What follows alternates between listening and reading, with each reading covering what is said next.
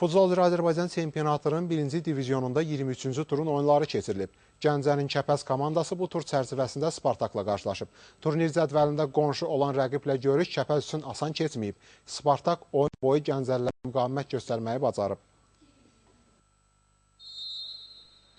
Bununla belə maçın yekun hesabı komandamızın xeyrinə olub 7-5. Bu sonluqla Kəpəzlilər balansa daha 3 xal yazaraq xallarının sayını 27-yə çatdırıblar.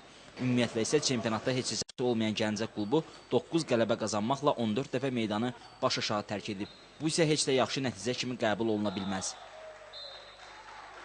Biraz bizim çətinliklərimiz baş verdi, yəni maliyyə dəstəyimiz olmadığına görə çıxışlarımız, yəni müqayisə eləyəndə bir balaca əvvəlki illərdən fərqlidir. Yəni biraz aşağı pillədə, 9-cu pillədə qərarlaşmışıq hal-hazırda.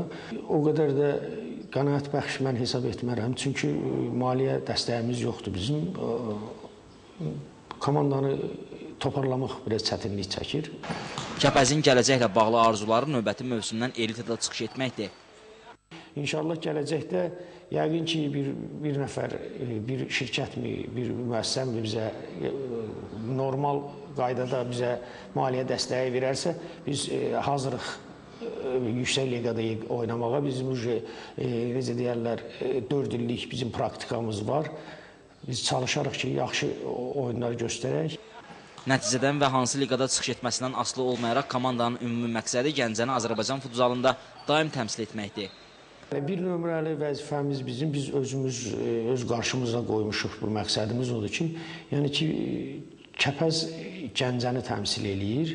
Biz Azərbaycan çempionatında Gəncə şəhərini təmsil etməkdən ötəri bu komandanı yaratdıq və 1-ci divizionda oynamaq qərarına gəldik.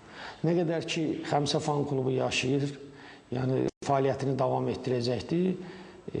İnşallah Kəpəz komandası da yaşayacaq və öz fəaliyyətini davam etdirəcəkdir.